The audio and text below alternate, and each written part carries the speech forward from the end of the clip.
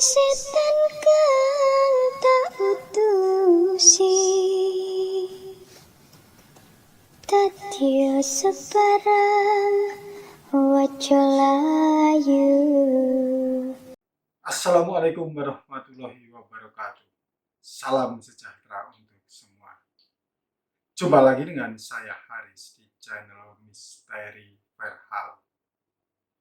Jika episode lalu saya membahas mengenai Ken Dedes, siapa dia dan bagaimana Ken Arok sangat tergila-gila kepada Ken Dedes. Kali ini saya akan membahas mengenai Ken Arok. Untuk teman-teman yang belum menonton episode lalu mengenai Ken Dedes, silahkan nonton terlebih dahulu. Link saya taruh di kolom deskripsi dan juga kolom komentar. Mengapa harus nonton? Karena cerita saat ini sangat terkait erat dengan episode Ken Dedes. Jadi kalau teman-teman belum menonton, nanti tidak mendapatkan gambaran yang menyeluruh, gambaran yang utuh mengenai Ken Arok ini. Ken Arok adalah pendiri kerajaan Singosari. Sejak kecil, ia sudah penuh dengan sensasi dan kontroversi. Lahir dari keluarga miskin, selalu bikin ulah sejak kecil sehingga dibuang oleh orang tuanya. Kemudian ia mengabdi di Tumapel menjadi prajurit dan pengawal Tunggul Ametung. Tunggul Ametung itu aku di Tumapel dan istrinya Ken Dedes. Namun saat ia tergila-gila dengan Ken Dedes, ia tega membunuh Tunggul Ametung. Ceritanya lebih seru dari episode Ken Dedes. Makanya tonton terus sampai tuntas. Namun sebelum membahas lebih dalam mengenai siapa dan bagaimana sepak terjang Ken Arok, saya ucapkan terima kasih kepada teman-teman semua yang terus mendukung channel Misteri Verhal dengan memberikan komentar, like, dan subscribe. Untuk kawan-kawan yang baru pertama kali mengunjungi channel ini, segera saja subscribe dan tekan tanda lonceng agar saat saya mengunggah konten baru teman-teman mendapatkan notifikasi. Saya selalu mendoakan kepada teman-teman semua agar selalu sehat, bahagia, dimudahkan segala urusannya. Amin, amin, ya robbal alamin. Kita mulai pembahasan ini dengan cerita masa kecil Ken Arok. Asal-usul Ken Arok ini masih simpang siur. Ada beberapa pendapat yang berlainan. Namun Ken Arok ini diduga lahir pada tahun 1182 Masehi. Ia lahir dari keluarga miskin di tepi Sungai Brantas, Jawa Timur. Ibunya bernama Kendok, sedangkan ayahnya bernama Gajah Para. Gajah Para ini bekerja sebagai pembantu adipati di Kerajaan Kediri. Setelah Ken Arok lahir, beberapa saat kemudian dibuang oleh ibunya, oleh Kendok, dengan tujuan agar Ken Arok mendapatkan kehidupan yang lebih baik daripada dia diasuh oleh sang ibu dan ayah yang hidup miskin. Namun Ken Arok justru ditemukan dan diasuh oleh seorang pencuri kondang bernama Lembong.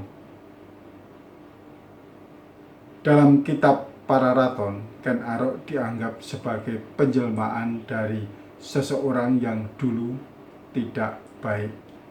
Akan tetapi, karena sanggup dijadikan kurban untuk dewa penjaga pintu, ia kembali ke surga dengan Wisnu. Ibunya adalah seorang petani dari desa Pangkur yang diperkosa oleh Dewa Brahma. Sang Dewa Brahma yakin jika anak yang dilahirkan nanti akan memerintah Pulau Jawa. Sedangkan dalam kitab Negara Kertagama diceritakan bahwa Ken Arok merupakan putra dari Sri Girindra. yang lahir tidak dari kandungan. Ia bertahta di sebelah timur Gunung Kawi pada tahun 1104 Saka. Pada tahun 1144 Saka, ia berhasil mengalahkan Raja Kadinten, yaitu Raja Kertajaya. Dengan demikian, bersatulah kembali Janggala dan Kediri. Pada tahun 1149 Saka, ini kalau dimasehikan tahun 1227 Masehi, ia berpulang ke Swargaloka alias meninggal dunia. Ken Arok didarmakan di dua tempat, yaitu di Kagenengan sebagai Siva dan sebagai Buddha di Usana. Dari dua naskah, yaitu di kitab Pararaton dan Negara Kertagama tadi, ada sejumlah ahli sejarah yang menafsirkan berbeda-beda. Bukhari dalam buku Melacak Sejarah Kuno Indonesia Melalui Prasasti menafsirkan bahwa Ken Arok adalah anak haram Tunggul Ametung, hasil perkosaan dalam tanda kutip ya, dengan selirnya yang bernama Kendok. Kemudian sebagai seorang anak, aku berusaha mendapatkan tahta kerajaan dengan membunuh ayahnya sendiri. Kemudian ia memperistri permaisuri yang pada saat itu sedang hamil, yang di kemudian hari melahirkan putra mahkota Tumapel. Istri Tunggul Ametung itu adalah Ken Dedes. Sementara ahli sejarah lainnya yang bernama Mimi Savitri dalam buku Ken Arok, Perusuh Pedesaan dengan Mobilitas Vertikal yang Tinggi, menafsirkan bahwa Ken Arok adalah anak tidak sah dari Kertajaya. Kertajaya ini Raja Kediri ya. Ia kemudian melakukan counter-respon terhadap kesewenangan-sewenangan ayahnya sendiri. Ia harus membunuh ayahnya untuk mendapatkan tahta di Tumapel. Sebagai informasi ya, Raja Kertajaya adalah raja terakhir Kerajaan Kediri yang memerintah pada tahun 1194 sampai 1222. Sejak kecil, Ken Arok ini nakal luar biasa. Kenakalan Ken Arok itu ada yang nyebut Ken Angrok ya, digambarkan dalam kitab Pararaton. Sejak kecil, ia terbiasa diajak mencuri oleh ayah angkatnya yang bernama Lembong. Ayah angkat ini menemukan Ken Arok di kuburan, tempat di mana Kendok ibunya membuang Ken Arok. Memasuki remaja, Ken Arok terus berbuat onar di desanya. Hobinya adalah bermain judi. Ia menghabiskan uang orang tuanya di meja judi. Kenakalan itu membuat ia diusir oleh kedua orang tuanya agar meninggalkan desa. Ken Arok pun menjadi terlunta-lunta, hingga akhirnya ia diangkat anak oleh Bano Samparan. Bano Samparan ini mendengar suara dari langit bahwa Ken Arok dapat melunasi utangnya akibat kalah judi. Beranjak dewasa, Ken Arok pergi ke tempat pendeta di Sangengen. Ia belajar menulis, membaca sastra, belajar candra sengkala dan astronomi. Menurut Pararaton, Ken Angrok mendirikan desa kecil bersama temannya yang bernama Tuan Tita. Tapi ia kembali berbuat onar. Ia mencegat setiap orang yang lewat. Jika wanita yang lewat, ia tak segan-segan memerkosanya.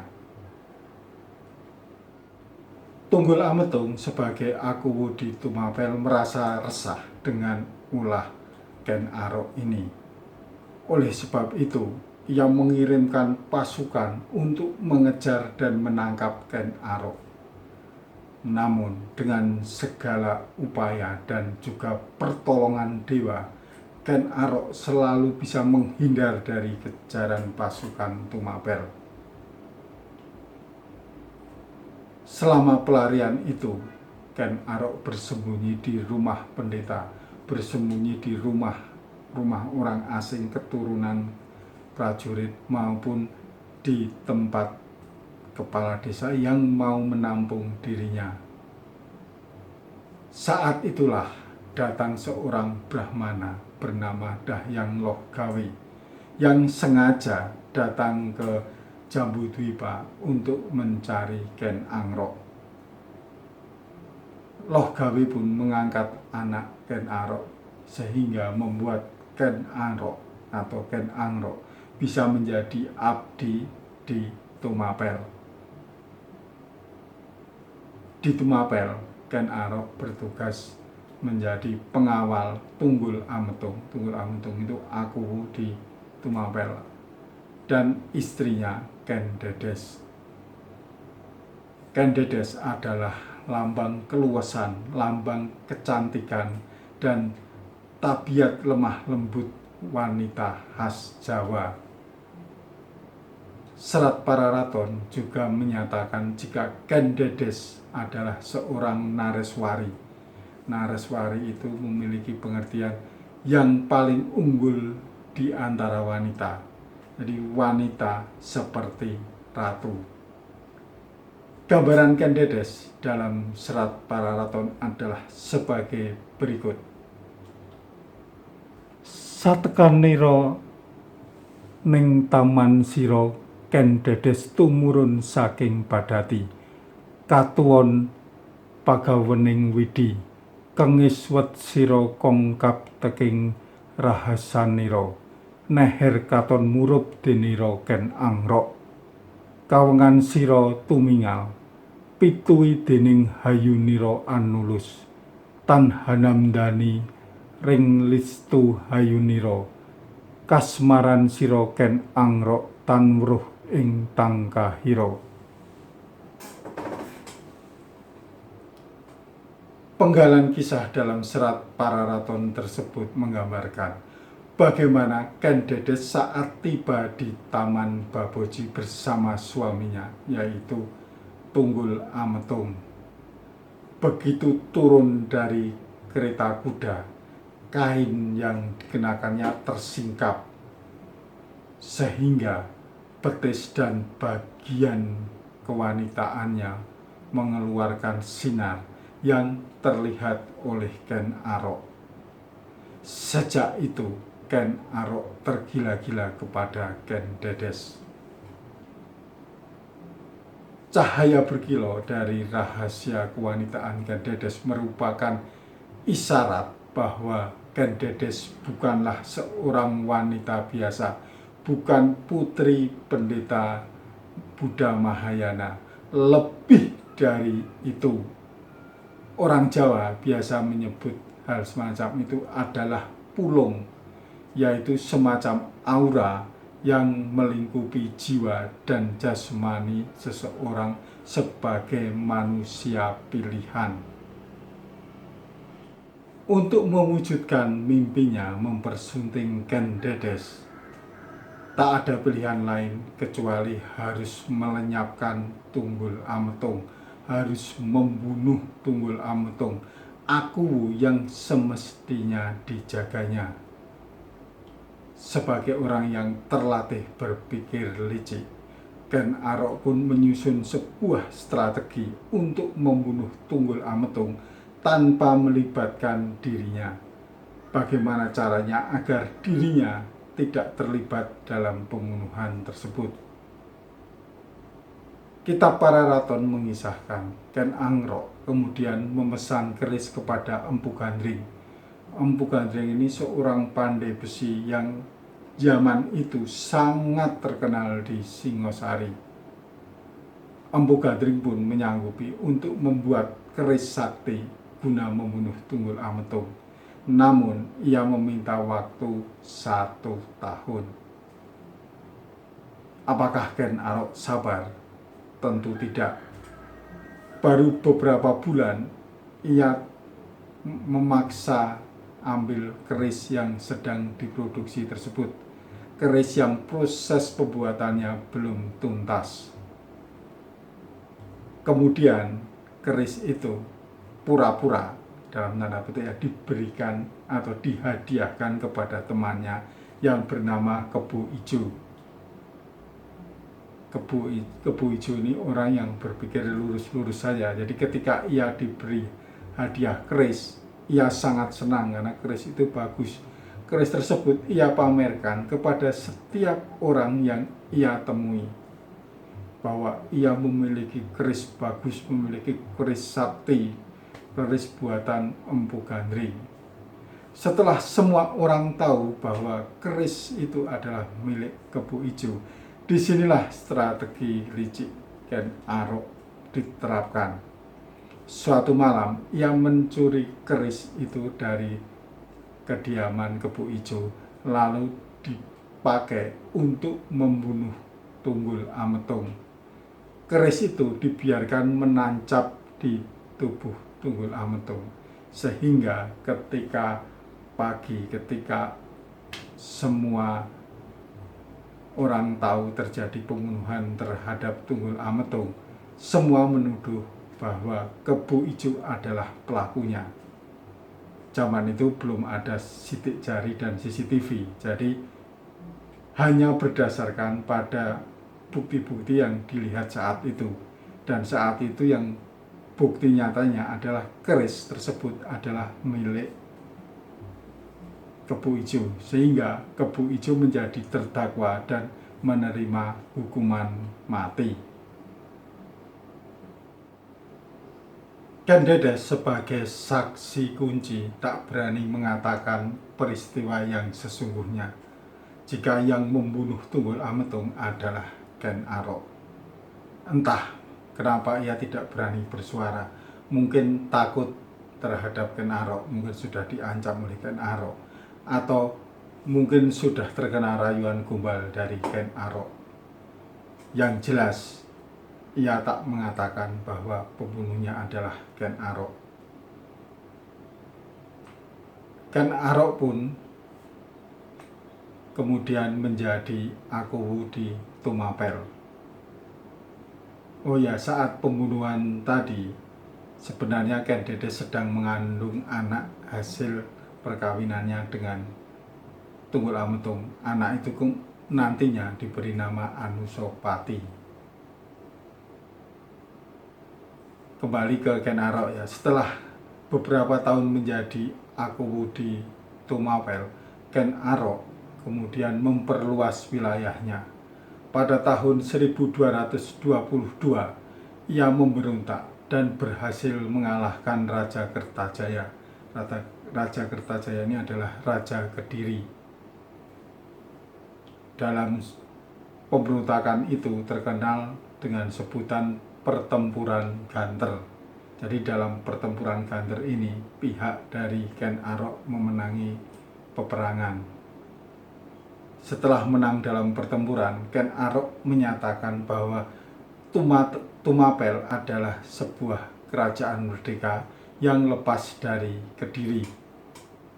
Ken Arok menjadi raja pertama kerajaan Tumapel, atau lebih dikenal dengan nama Kerajaan Singosari, dengan gelar Sri Rajasa Batara Sang Amurwabumi, dan dinastinya disebut sebagai dinasti Rajasa. Lokasi kerajaan Hindu-Buddha ini adalah di daerah Singosari, Malang, Jawa Timur. Ken Arok hanya memerintah kerajaan Singosari selama 5 tahun, yaitu dari tahun 1222 sampai 1227 Masehi. Pada tahun 1227 Masehi, Ken Arok dibunuh oleh seseorang atas perintah Anusapati. Anusapati ini seperti saya ceritakan tadi adalah anak Ken Dedes hasil perkawinannya dengan Tunggul Ametung. Anusapati ini sudah lama curiga bahwa pembunuh ayah kandungnya adalah Ken Arok, dan akhirnya ia mendapat jawaban dari sang ibu bahwa yang membunuh ayahnya Tunggul Ametung adalah benar-benar Ken Arok, bukan Kebo Ijo.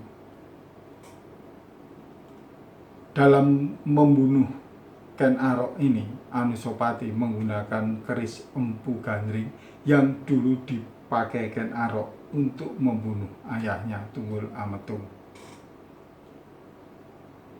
Berbeda dengan negara Kertagama, kitab Pararaton menyebutkan kalau Ken Arok wafat pada tahun 1147 Masehi. Tidak ada informasi detail lagi di kitab negara Kertagama, itu hanya mengatakan bahwa Ken Arok didarmakan di Kagrenengan. Dari perkawinannya dengan Ken Dedes, Ken Arok mempunyai 4 orang anak, yaitu Mahiso Wong Teleng, Apanji Saprang, Agnibaya, dan Dewi Rubu. Sedangkan dari selirnya yang bernama Ken Umang, Ken Arok juga mempunyai 4 orang anak, yaitu Toh Jaya, Panji Sudatu, Tuan Wergola, dan Dewi Rambi. Ken Arok disebut sebagai pendiri dinasti Rajasa, yaitu dinasti yang menurunkan raja-raja Singosari dan Majapahit. Hal itu diperkuat dengan temuan prasasti Balawi yang dikeluarkan oleh Raden Wijaya, pendiri Majapahit. Dalam prasasti tersebut, Raden Wijaya mengaku sebagai keturunan Wangsa Rajasa. Selain itu, Raja Demak, Raja Pajang, dan Raja Mataram Islam juga merupakan keturunan dari dinasti Rajasa. Arok, Raja Singosari yang penuh kontroversi.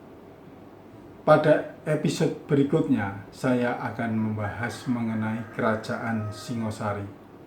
Bagaimana Ken Arok mengendalikan atau memimpin kerajaan yang dibentuknya, dan bagaimana kerajaan ini berakhir. Untuk itu, pastikan teman-teman mengikuti channel Misteri Verhal dengan menekan tanda lonceng agar mendapatkan informasi terbaru mengenai sejarah-sejarah kerajaan Indonesia di masa lalu. Jika teman-teman menginginkan saya membahas sebuah topik, silahkan ajukan permintaan melalui email misteri.verhal@gmail.com, atau juga bisa menulis message di Facebook dan Instagram yang alamatnya ada di kolom deskripsi. Kalau teman-teman nggak mau ribet, cukup nulis komentar di kolom komentar yang ada di bawah ini. Nanti kami yang akan menghubungi teman-teman.